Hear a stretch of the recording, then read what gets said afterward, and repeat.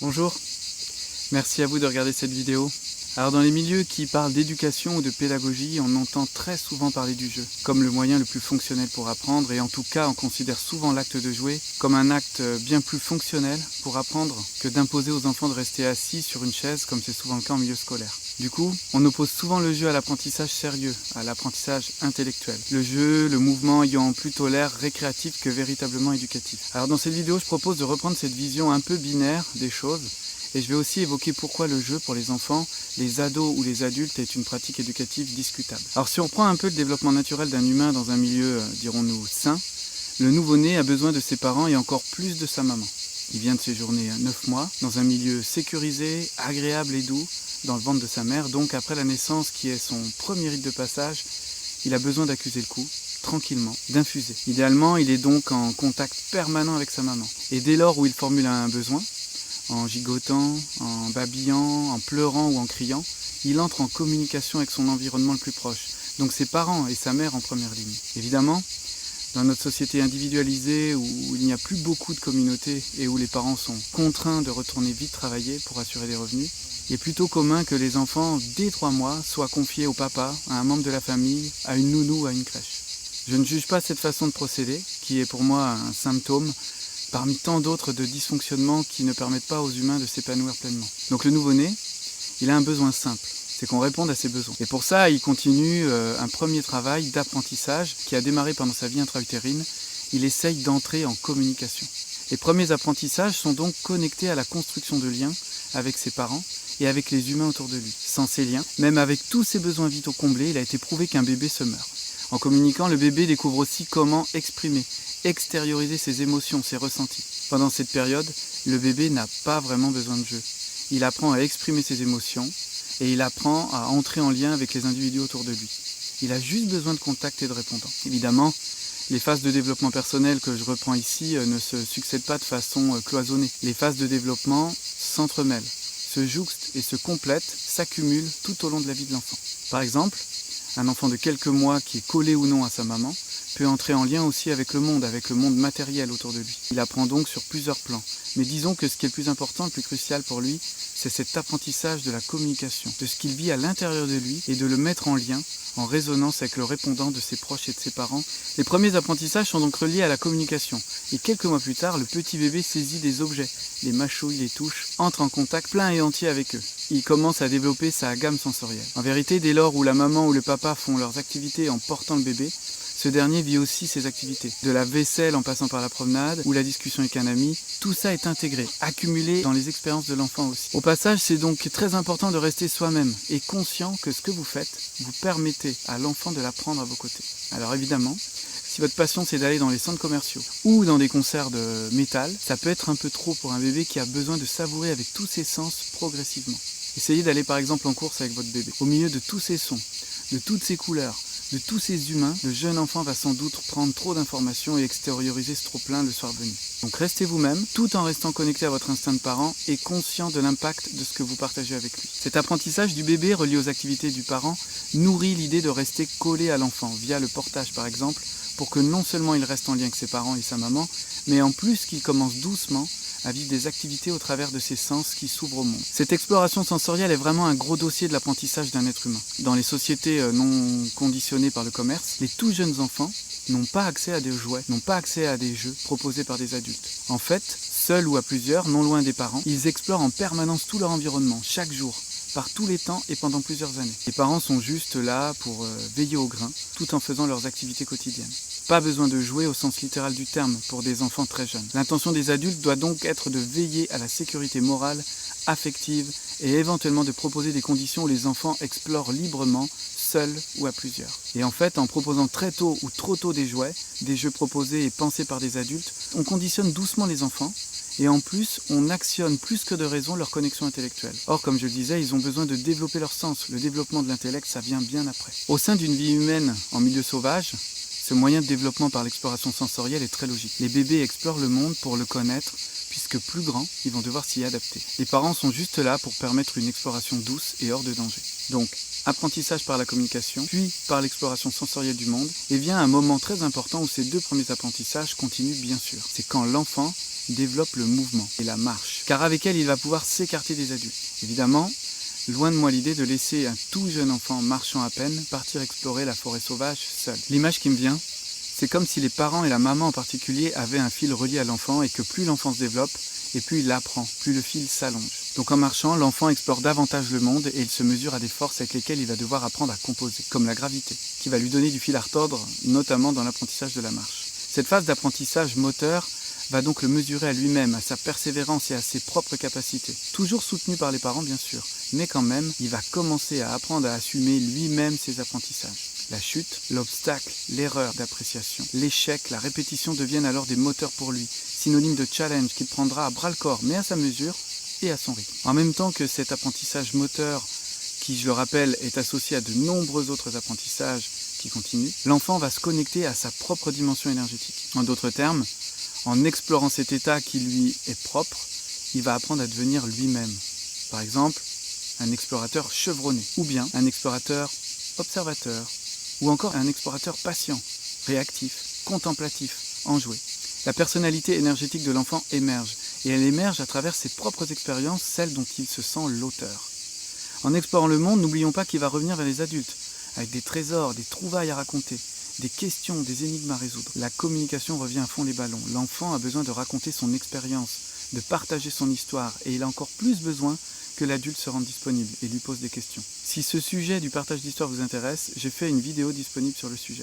Bon là on n'a toujours pas vraiment parlé de jeu, donc les passionnés de pédagogie par le jeu parmi vous doivent un peu se languir. Je vous demande pardon pour ça.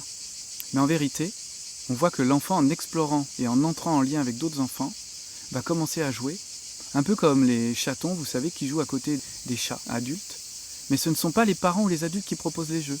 Ce sont les enfants eux-mêmes qui les initient ou les inventent. Bon, évidemment, si parmi les enfants, il y en a qui ont appris des jeux proposés par des adultes, ça va faire l'effet du syndrome du jeu vidéo.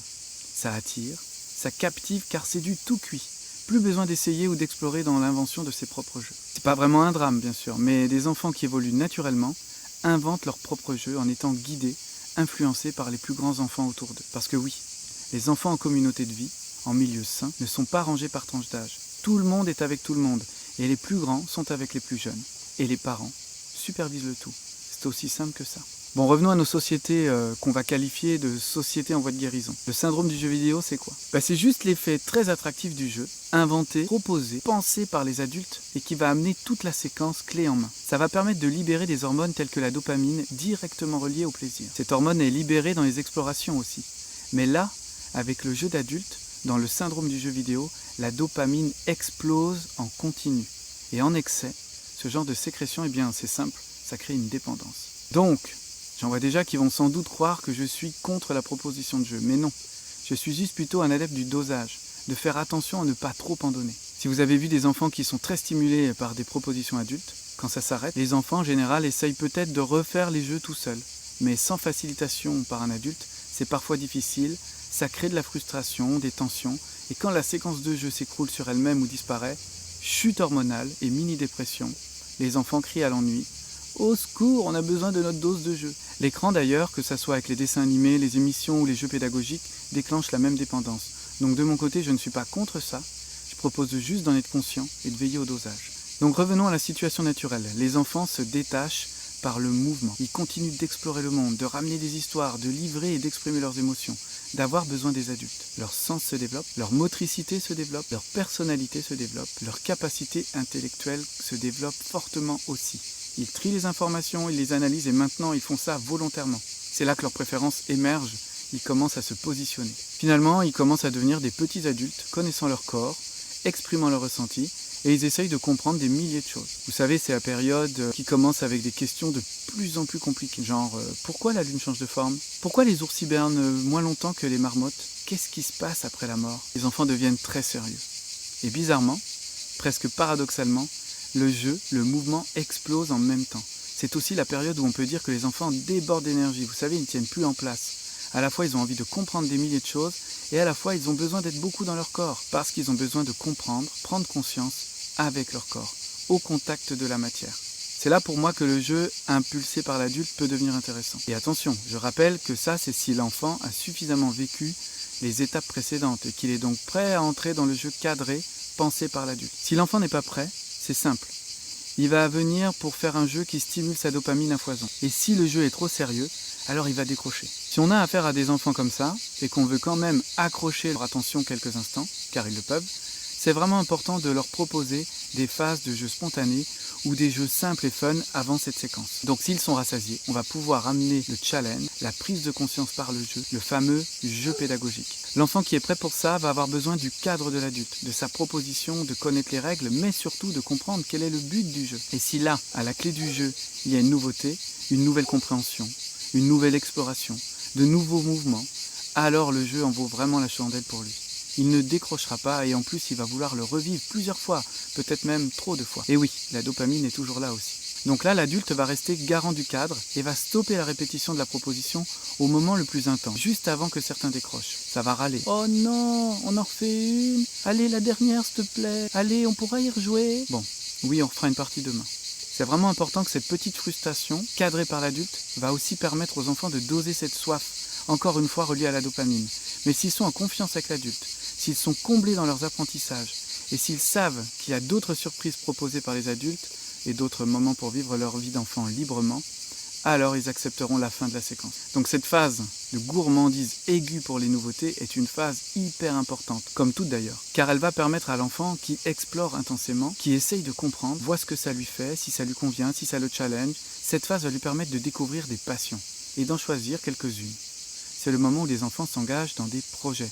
Donc l'adulte a un rôle essentiel dans cette phase. D'ailleurs, j'ai oublié de préciser que ce n'est plus forcément le parent. C'est même idéal que ça ne soit plus le parent. Ça, j'en parlerai dans une autre vidéo. Donc quel est le rôle de l'adulte à ce moment-là ?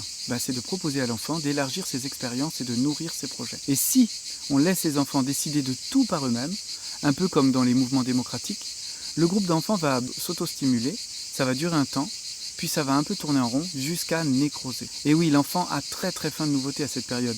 Pour que ce soit plus parlant, cette période pourrait démarrer vers 7-8 ans et aller jusqu'à 14 ans. Donc dans cette période, l'adulte doit avoir ce rôle d'amener la nouveauté. Et pour l'amener, comme par le jeu pédagogique, il va devoir assumer d'être le gardien du cadre de cette nouveauté. Ça peut paraître logique et facile à faire. Mais si les adultes qui ont cette responsabilité ne sont pas en paix avec ce rôle, ils vont sans doute faire des propositions sans en assumer le cadre. Et ça ne va pas marcher. Ou alors, ça va être fade en termes de nouveauté, pas vraiment accompli. Pourquoi des adultes démissionnent ou n'osent pas, voire pire, disent haut et fort que le cadre, ce n'est pas démocratique ou que ça contraint l'enfant et ses apprentissages ? Déjà, parce que quand ils le font, s'ils essayent, c'est possible que les enfants, face au cadre qui les contraint, râlent un peu. Mais souvent, c'est aussi qu'en tant qu'adultes, ils ont aussi été enfants et ils ont sans doute vécu des souffrances à ces endroits-là. Alors, on ne va pas développer cet aspect dans cette vidéo, mais ça pourrait être intéressant d'essayer de comprendre pourquoi des adultes aujourd'hui sont devenus presque intolérants au cadre pédagogique alors qu'ils doivent en être les garants. Revenons aux enfants qui pourraient râler. Si on se souvient de comment les enfants ont appris à marcher, ils tombent, ils essayent, ils retombent, ils réessayent, et ainsi de suite, jusqu'à y arriver et s'engager dans de nouveaux apprentissages challengeants, comme le vélo, monter dans les arbres, etc. Le cadre de la gravité est en train de s'imposer, mais il ne s'arrête pas. Il râle un peu et l'adulte les reçoit dans leurs plaintes, dans la souffrance qu'ils vivent. C'est pareil dans notre cas de figure avec les enfants plus grands. Le cadre les contraint. Ça crée de la frustration, c'est très bien. Et c'est très important qu'ils puissent l'exprimer et qu'en retour, ils comprennent pourquoi il y a ce cadre. Ça n'empêchera pas la frustration, ça lui donnera du sens. Parce qu'en vérité, à chaque prise de conscience, à chaque apprentissage est souvent reliée une souffrance, elle-même reliée à un plaisir qui vient ensuite. Le plaisir d'y arriver, le plaisir de se dépasser, de comprendre, de se développer. Donc l'adulte qui propose la nouvelle activité, le jeu pédagogique qui va faire découvrir une nouvelle chose, l'adulte qui va proposer une nouvelle initiation doit être là, non pas pour éteindre la frustration et la souffrance, mais pour l'accompagner, la recevoir et l'entendre. Car cette souffrance, c'est juste l'éveil de la conscience, donc c'est l'apprentissage. C'est énorme comme rôle quand on y pense. Le jeu proposé par l'adulte prend une toute autre dimension car il devient initiatique et il devient la clé d'un processus essentiel au développement de l'enfant. Je vais donner un exemple pour que ça soit parlant. Imaginons nos enfants qui ont eu assez de jeux spontanés entre eux, qui ont bien exploré le monde autour d'eux, qui savent exprimer ce qu'ils ressentent. Imaginez qu'on leur propose un jeu, un challenge, qui consiste à construire une cabane en bois mais genre habitable, avec menuiserie et toutes les options. On va utiliser des outils de menuiserie. Il y aura donc des règles du jeu, des conditions très obtuses pour éviter de se blesser, de gaspiller du bois ou de provoquer un danger. Pas facile de prendre toutes ces règles dans la figure. Pourtant, je pense qu'il est raisonnable d'éviter de se dire « Non, on les laisse explorer par eux-mêmes et se couper quelques doigts et se trancher quelques artères pour apprendre. » Bon, je développe pas plus, l'exemple est suffisamment criant. Cette période est vraiment importante pour que les enfants apprennent que le monde dans lequel ils évoluent peut certes être exploré, mais qu'il est bourré de cadres, bourré de règles. L'adulte qui connaît ces règles, ces cadres, va devoir les y confronter. Mais ça tombe bien, parce que les enfants sont prêts pour ça. Donc je récapitule. Les enfants ont appris à communiquer dès bébés. Ils ont exploré le monde avec leurs sens. Ils ont laissé émerger leur personnalité, ont joué spontanément ensemble et au moment opportun ont trouvé des adultes sur leur passage, leur proposant des jeux, des activités cadrées pour apprendre et nourrir leurs projets. Normalement, à travers cette période, ils explorent tant de choses, ils se confrontent à tant de nouvelles limites qu'ils vont découvrir des passions, des buts dans lesquels s'accomplir pleinement.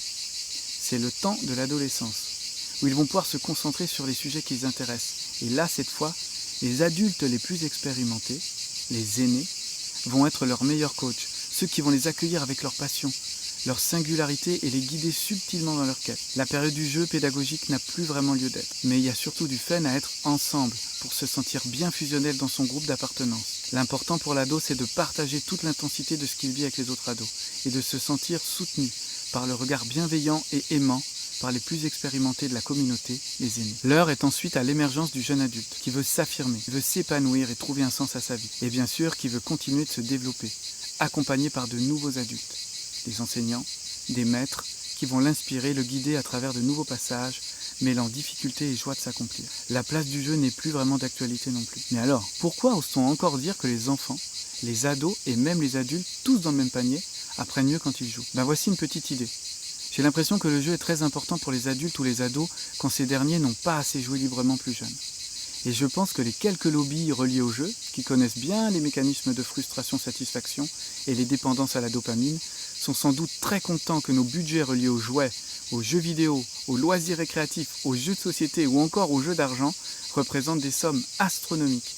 Regardons aussi comment le jeu fabriqué, le jeu pensé est conçu pour divertir. Et donc si on le regarde avec une certaine honnêteté, ce divertissement qu'il représente est là pour compenser, pour donner plus de fun à nos vies, sans doute un peu trop brimées dès le départ. Notamment quand enfant, on nous a forcé la main à entrer dans des espaces inadaptés.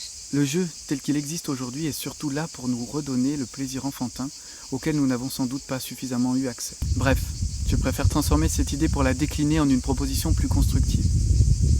Si on laisse les enfants jouer suffisamment librement au bon moment, on leur permet alors de s'engager pleinement dans des phases d'apprentissage à d'autres moments. Et au passage, leur sécrétion de dopamine est plus reliée au fait d'apprendre et de se développer, d'aller vers des éveils de conscience qu'au simple fait de jouer pour se divertir. Jouer librement pour l'enfant, j'ajouterais au contact permanent du vivant, c'est tout simplement être un enfant. Et c'est essentiel pour démarrer son développement sereinement.